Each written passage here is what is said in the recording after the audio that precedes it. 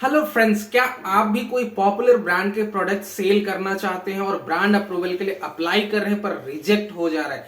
ऐसा क्या क्या इंफॉर्मेशन है जो आप ब्रांड अप्रूवल बड़ा इजी तरीके से ले सकते हैं, या फिर आपको पता करना है कि अगर आप पॉपुलर ब्रांड्स के जो प्रोडक्ट्स हैं सेल करना है तो कैसे करें? जैसे कि कोई भी किसी भी कैटेगरी के प्रोडक्ट्स आप सेल करना चाहते हैं, क्योंकि पॉपुलर ब्रांड्स जैसे कि ऑलरेडी जो फेमस है उनका जो डिमांड ज्यादा होता है और उनको मार्केटिंग की जरूरत नहीं है। जैसे कि आप एडिडास की बात करें या फिर नाइकी की बात करें, ये सारे पॉपुलर ब्रांड्स को अपना जो मार्केटिंग करने का जरूरत नहीं होता है, बहुत इसका डिमांड होता है, बहुत ज्यादा डिमांड होता है। सो चलिए मैं आपको इस वीडियो में बताने वाला हूं कि क्या क्या ऐसे जरूरी बातें हैं जब आप ब्रांड अप्रूवल के लिए जब रिक्वेस्ट करते हैं तो क्या क्या ऐसी चीजें हैं जो उस इनवॉइस में होना बहुत ही जरूरी है। सबसे पहले मैं बताना चाहूंगा कि आप अगर किसी भी पॉपुलर ब्रांड का प्रोडक्ट बेचना चाहते हैं तो उसके लिए आपको दो तरीके हैं। आपको ब्रांड अप्रूवल लेना होता है और ब्रांड अप्रूवल के लिए आपको क्या करना होता है, जैसे कि सबसे पहला जो है आपको अथोराइजेशन लेटर होता है, यानी कि एनओसी लेटर, यानी कि जिस ब्रांड का भी प्रोडक्ट आप सेल करना चाहते हैं, किसी भी पॉपुलर ब्रांड का, या पॉपुलर हो या ना हो, किसी दूसरे ब्रांड का, मान के चलिए आपके ब्रांड का नाम है ABC और आप जो सेल करना चाहते हैं प्रोडक्ट वो XYZ का। इसके लिए आपको दो चीजें जो जरूरी होता है, या तो फिर दो में से कोई भी। पहला होता है आप इनवॉइस, जो यानी कि जो अथोराइज जो सेलर है या सप्लायर है उनका जो इनवॉइस लेंगे और उनमें उस इनवॉइस में क्या क्या ऐसे जरूरी बातें होना चाहिए उसको भी मैं बताने वाला हूं। और अथोराइजेशन लेटर या एनओसी लेटर यानी कि नॉन ऑब्जेक्शन लेटर होना चाहिए, जिसमें जो ये मेंशन हुआ होना चाहिए कि यस, ये जो ABC ब्रांड है, ए आपका जो ए वाला पर्टिकुलर प्रोडक्ट को सेल करना चाहता है, सो नो ऑब्जेक्शन, इसमें कोई ऑब्जेक्शन नहीं है।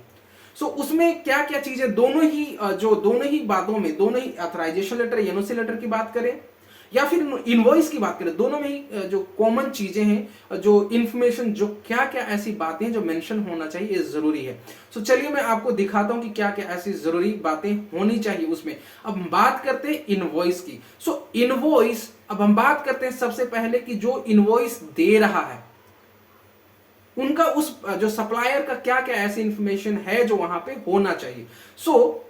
सबसे पहली बात, वो जो अथराइजेशन लेटर दे रहा है या इनवॉइस दे रहा है, अगर जो इनवॉइस दे रहा है तो उनमें सबसे पहली बात जो होना चाहिए वो है आपका सेलर की डिटेल्स के रिलेटेड। जो सेलर दे रहा है उसमें सेलर का लीगल नेम, यानी कि जीएसटी में जो भी नाम है उसका, उसमें नाम एज इट इज जीएसटी में वैसे ही होना चाहिए। और दूसरा address details, address and contact details, यानी कि जो जीएसटी में जो एड्रेस है और कॉन्टैक्ट डिटेल्स, यानी कि जो इशू कर रहा है जो इनवॉइस, उसका होना चाहिए। और जीएसटी नंबर कंप्लीट डिटेल्स तो होना ही चाहिए। और HSN कोड, मतलब जो भी प्रोडक्ट आप बाय कर रहे हैं उसका HSN कोड भी इनवॉइस में होना जरूरी है।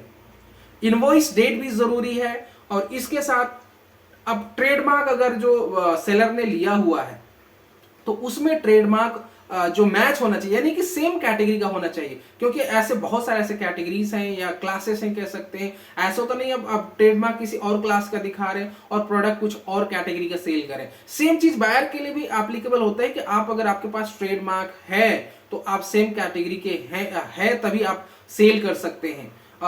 और जो साइन और जो स्टैंप होना चाहिए वो जो डेट के साथ होना चाहिए। इवन डेट जो है आपका जो इनवॉइस डेट भी चल जाएगा और स्टैंप के साथ होना चाहिए। और जो प्रोडक्ट का जो ब्रांड नेम, यानी कि जिस प्रोडक्ट को सेल कर रहा है उसका जो ब्रांड नेम, उसमें किस ब्रांड का प्रोडक्ट है, मतलब प्रोडक्ट का कंप्लीट डिटेल्स होना चाहिए। ये जो इंफॉर्मेशन है सेलर, ये मेंशन होना चाहिए उस इनवॉइस में। लेकिन अब बात करते हैं कि जो बाय कर रहा है उसका ऐसा क्या क्या इंफॉर्मेशन होना चाहिए जो कि ब्रांड अप्रूवल में हेल्प करेगा।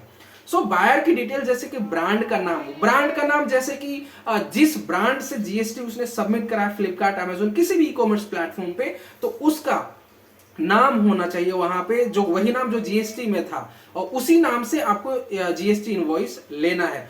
और एड्रेस एज पर जीएसटी कॉन्टैक्ट डिटेल्स भी वहां पे होना चाहिए कि ये जो बाय कर रहा है, यानी कि आप जो बायर हैं उसमें आपका कॉन्टैक्ट डिटेल्स होना चाहिए और जीएसटी कंप्लीट डिटेल्स होना चाहिए। सो ये सारी चीजें इंफॉर्मेशन अगर होता है उसमें, तो डेफिनेटली आपका ब्रांड अप्रूवल में कोई भी प्रॉब्लम नहीं होगी। और ब्रांड अप्रूवल के लिए मैंने ऑलरेडी वीडियो बनाया हुआ है कि जो ब्रांड अप्रूवल के लिए कैसे अप्लाई करते हैं। जस्ट आप लिस्टिंग के लिए ऐड न्यू लिस्टिंग जाते हैं। अगर मैं फ्लिपकार्ट की बात करूं तो ऐड न्यू लिस्टिंग में जाएंगे, वहां पे लिस्टिंग बनाने से पहले ब्रांड अप्रूवल के लिए आता है कि आपका ब्रांड का नाम क्या है। अगर आप आपने कोई ऑलरेडी ब्रांड अप्रूवल लिया हुआ है तो उसमें क्या होगा कि उस ब्रांड का नाम वहां पे दिख रहा होगा। लेकिन कोई नए ब्रांड का अगर आप अप्लाई कर रहे हैं तो वहां पे आपको ब्रांड का नाम डालना पड़ेगा। और वहां पे अगर और होता क्या है, आपका जो कोई पॉपुलर ब्रांड के या दूसरे ब्रांड के प्रोडक्ट अगर आप सेल करना चाहते हैं तो ब्रांड अप्रूवल चाहिए होता है। अब बात आती है कि इसमें जो कैटेगरी वाइज अलग अलग ब्रांड अप्रूवल आपको लेना पड़ेगा, यानी कि हर कैटेगरी के लिए आपको अलग अलग ब्रांड का नाम अप्रूवल लेना पड़ सकता है। और ब्रांड का नाम अप्रूवल तब चाहिए होता है जब आप दूसरे के ब्रांड का प्रोडक्ट बेच रहे हैं। अगर आप अपने ही ब्रांड का प्रोडक्ट अगर बेच रहे हो तो उसमें अप्रूवल की जरूरत नहीं है। अगर आप और ऐसे बहुत सारा ऐसे कैटेगरीज है जहां पे वहां पे ब्रांड अप्रूवल की जरूरत नहीं होती है। अब जेनेरिक नेम आप कोई भी डालें तो वो अप्रूव हो जाता है। लेकिन कुछ ऐसे कैटेगरीज है जहां पे आप ब्रांड का नाम अप्रूवल कराना होता है। जो मैंने ऑलरेडी बताया कि अप्रूवल के लिए क्या क्या ऐसे इंफॉर्मेशन चाहिए होता है।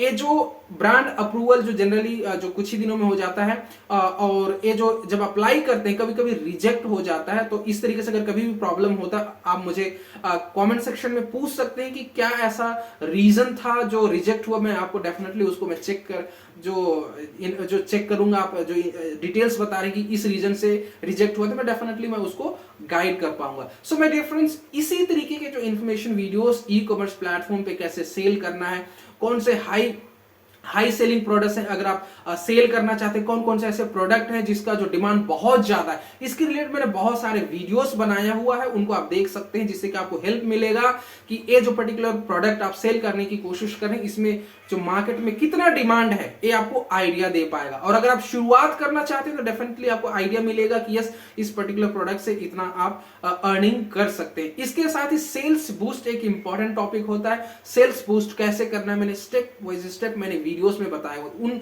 स्टेप्स को अगर आप फॉलो करते हैं डेफिनेटली आपका सेल्स डेफिनेटली बढ़ जाएगा। और अगर फिर भी अगर आप चूक जाते हैं, अगर आपको लगता है कि नहीं अभी भी नहीं हो पा रहा है, तो डेफिनेटली आप मुझे संपर्क कर सकते हैं। डेफिनेटली मैं गाइड करने की कोशिश करूंगा। अगर आपने चैनल को अभी तक सब्सक्राइब नहीं किया तो चैनल को सब्सक्राइब करें और बेल आइकन को हिट करें जिससे कि आपको नोटिफिकेशन मिल पाएगा। इसी तरीके से मैं अक्सर जो ई कॉमर्स प्लेटफॉर्म पर सेलिंग के रिलेटेड मैं अक्सर वीडियोस बनाते रहता हूं।